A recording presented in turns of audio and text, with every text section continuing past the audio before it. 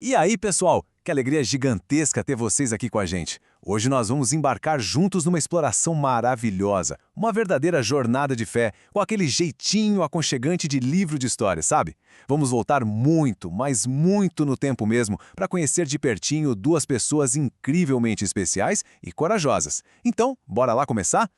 Me conta uma coisa. Quem aí já teve que se mudar de casa alguma vez na vida? Puxa pela memória como é essa experiência. A gente tem que pegar absolutamente tudo o que tem, os brinquedos, as roupas e socar tudo dentro de caixas. E bom, às vezes isso significa ter que deixar para trás aquele quarto que a gente ama, os amigos ali da rua, da vizinhança, dá aquele friozinho na barriga, né? É uma mistura doida de um medinho do desconhecido com a super empolgação de uma aventura nova. Pois é, essa exata sensação de empacotar a vida inteira e ir para um lugar totalmente novo é exatamente onde a nossa história de hoje começa. E nossa, que mudança gigante foi essa! Imagina só a cena. A gente tem esse homem que vivia com a família dele numa cidade super confortável chamada Haran. A vida estava tranquila, ele era muito rico, tudo certo. Só que aí, um dia Deus falou com ele e fez um convite para uma aventura daquelas. Deixar tudo que ele conhecia ali para trás, a terra dele, os parentes, e ir para uma terra prometida chamada Canaã.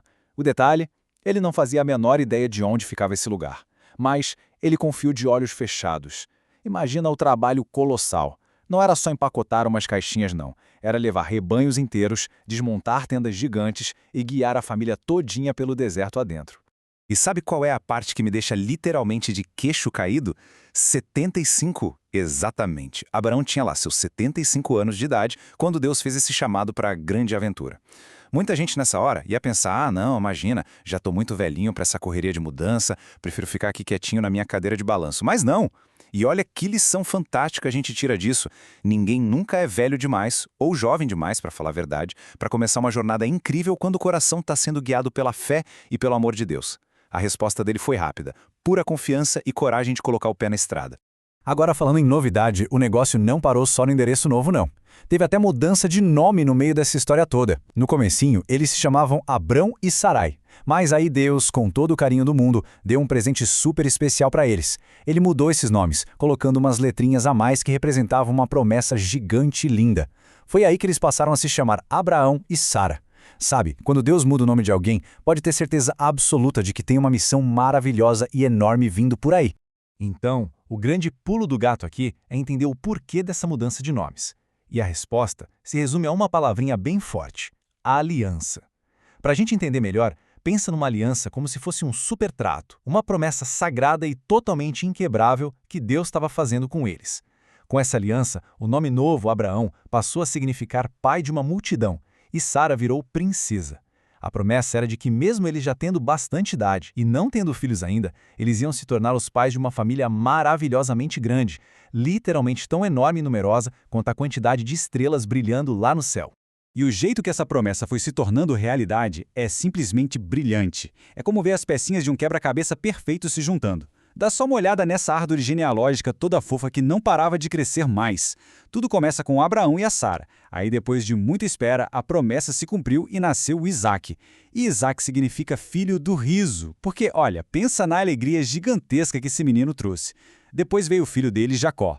O Jacó, por sua vez, teve um monte de filhos que acabaram formando as famosas 12 tribos. E seguindo essa linha abençoada, geração após geração, a família foi se multiplicando, até chegar lá na frente no nascimento de Jesus. Ou seja, aquela baita mudança de casa lá no comecinho conectou a história inteira de um jeito maravilhoso. Mas espera aí, parando para pensar aqui um pouquinho, a gente está falando de uma história que durou centenas e centenas de anos. Enquanto essa família toda crescia sem parar até virar um povo gigantesco, como será que Deus continuava batendo um papo e se comunicando com todo mundo para guiar eles sempre pelo caminho do bem e do amor? Bom, é aí que entram umas pessoas muito corajosas. Ao longo das histórias que a gente lê lá no Antigo Testamento, Deus escolheu pessoas chamadas de profetas. Eles eram basicamente os grandes mensageiros fiéis de Deus. A missão deles era simples, mas super importante: ouvir a voz do Senhor e repassar essa mensagem para o povo, ensinando o caminho certinho. Já mais para frente, no Novo Testamento, a gente conhece os apóstolos. E quem eram eles? Eram os super amigos de Jesus. Eles andavam com ele o tempo todo, aprenderam tudo ali bem de pertinho, para depois sair espalhando a mensagem de amor para todo mundo. Então, tanto os mensageiros quanto os amigos do peito ajudaram a construir e a guiar o povo de Deus pela história fora. Bom, vamos voltar agora lá para a nossa família original. para Abraão e para o seu filho amado, Isaque. Um dia, rolou um pedido de Deus que, num primeiro momento, parecia muito, muito difícil. Foi pedida uma jornada, uma caminhada com o Isaque até o topo de uma montanha. Mas olha, o mais importante de tudo para a gente fixar aqui é entender que essa é puramente uma história sobre confiança suprema. Sério, não teve choradeira, não teve reclamação, nada disso. Pai e filho caminharam juntos numa paz gigante. Era aquele momento exato para provar que a fé e a obediência falavam muito mais alto e que a confiança de que os planos de Deus são sempre os melhores possíveis continuava ali, firme e forte, totalmente inabalável. E no meio desse caminho, o pequeno Isaque, que era muito espertinho, olhou em volta e notou que estava faltando alguma coisa para o momento de oração e da oferta a Deus que eles iam fazer lá no alto da montanha.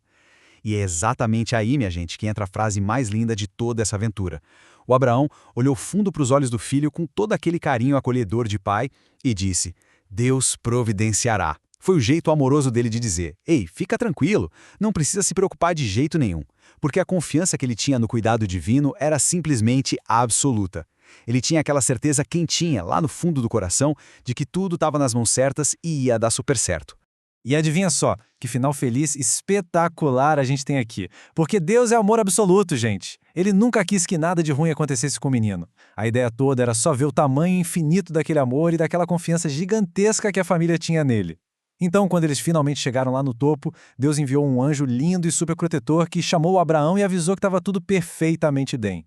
E exatamente como Abraão tinha falado para o filho, a providência divina agiu na mesma hora. Tinha um pequeno carneirinho ali, preso pelos chifres nos arbustos do lado deles, que acabou sendo usado para a oferta. E assim o nosso Isaque ficou são e salvo, e o coração de todo mundo ali deve ter transbordado de uma alegria que não cabia no peito. E com isso a gente vai chegando ao final dessa nossa explicação incrível de hoje. Mas eu quero deixar aqui uma pergunta bem especial para dar aquela aquecida no coração de todo mundo. Nós todos também temos as nossas próprias montanhas para subir na vida diária, né?